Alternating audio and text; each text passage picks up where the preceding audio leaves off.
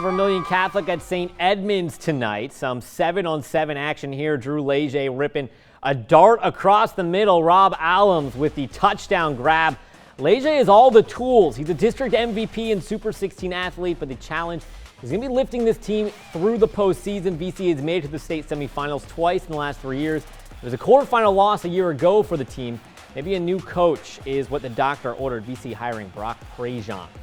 Well, welcome back. You will hear us talk about the Super 16 a lot tonight. And if you're new to the show, that's a series we air each summer where we profile the area's top senior football players. Yeah, so we've never actually shown the list. So let's pop up the list for you. Very Here first, is all folks. 16. First, the defense. Sage Ryan from LCA. We just featured him. He's one of the top players in the entire country. Dominic Zephyrin from STM. Keenan Landry, who we'll hear from a little bit later, the defensive tackle out of Jennings. Bailey Dispani from Karen Crow. Theos Figaro, who transferred to Lafayette. And his former teammate at Acadiana, Derek Bercier, the all-state linebacker. Then there's Dylan Stelly, linebacker at Church Point. And Xavier Catley from St. Martinville. Offensively, a lot of wideouts on this list. Jack Besh from STM, Malik Neighbors, who is transferring to Southside. His quarterback also on the list. That's Dylan Monette.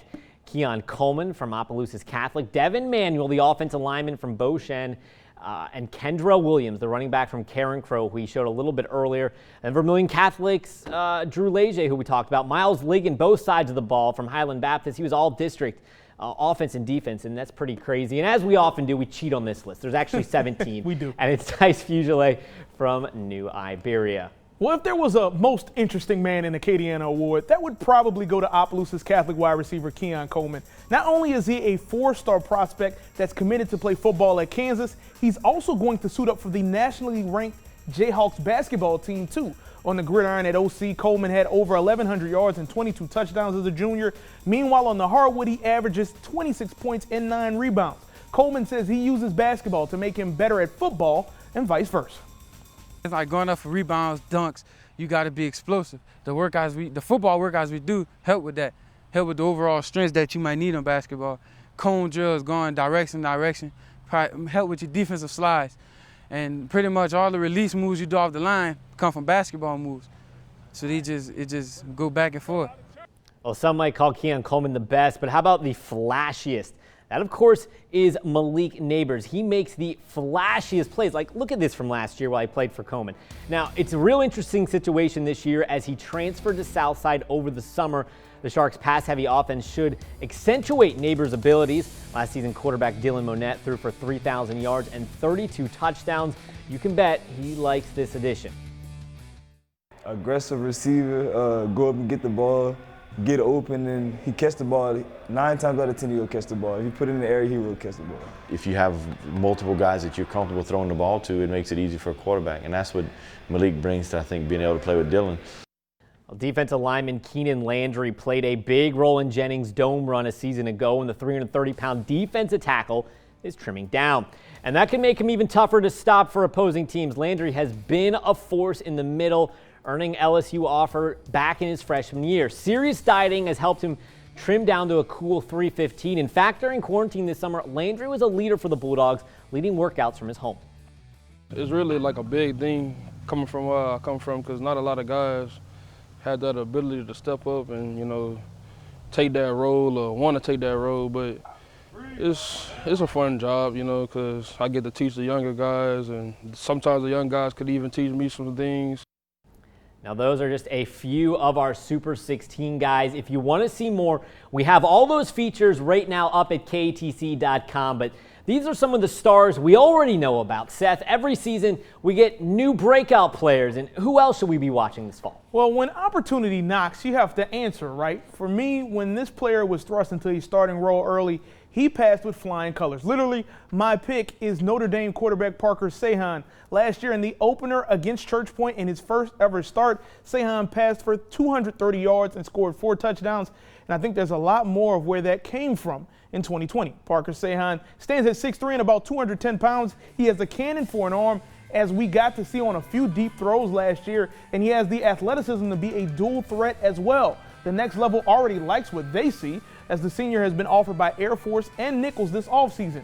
Seihan was actually supposed to be a part of a quarterback rotation last year, but started 4 games after quarterback Ben Broussard got hurt in the scrimmage. It's not how we wanted his experience to come about. We had made the decision to go with him during the course of all the games and use Ben Broussard as a slot receiver and a running back. And then our hand got forced because of the injury. Well, same position, same district. I want to talk about Kieran Reno, the Catholic High running back who slides under center to replace Trey Amos. Though expect to see him all over the field, even maybe on defense this year. Reno was a running back on the Panthers team a year ago. Amos took Catholic to the title game in 2018. His predecessor, Keenan Landry, did the same back in 2017. New head coach Scott Watney can't see why anything has to change. I think not only do I believe that, but I think our kids believe that as well. There's no taking a back seat. You know, we're progressively moving forward, stepping on the accelerator, and you know that's the goal, is to be a contender for a state championship. Well, America's favorite high school football segment is back in 2020, Beyond the Huddle, and tonight a first, Seth, a Kendrick Lamar reference. I needed Google, I have to admit. That doesn't surprise me. Let's go to our duo from Mamu, Elson Laurent and Trayvon Reno. My name is Elson Laurent. He like to trash talk a lot. That's why he's like one of my best friends. Cause like we were saying, He's kind of a wild dude. 5, 6, 7, 8, gotta keep it going. My name is Trayvon Reno, and this is Beyond the Huddle. And this is Beyond the Huddle. What's your favorite cereal? Honey Bunches of Oats. You know, many people don't like that, but you gotta like the little oats in it. I mean, it don't get better than that. I like Fruity Pebbles, cause like you make one half soggy, and the other half is hard, and you mix it, and you eat that. Ooh, I got that from Kendrick Lamar. Area 51, aliens or no? Oh, yes, indeed, aliens. I really feel like there's aliens there, or mermaids or something. Who is the one player you have faced or team that scares you the most? Scares me? Oh, I ain't got no fear in me. But look, that put some worry in me a little bit. I say, I ain't got no answers for you on that one. Son, come here. Get the bomb. Can you name all the teams in your district? Pine Prairie, Basil, Mamu, Sacred Heart, Mamu again. That's it. I don't know. What's your favorite sports team? Lakers. Yeah? They gonna win it? Yes, sir. Hey, look, you already know Mamu in our bags and we coming. You know we want all the smoke. That's it. Word. Friday Night Football at KATC.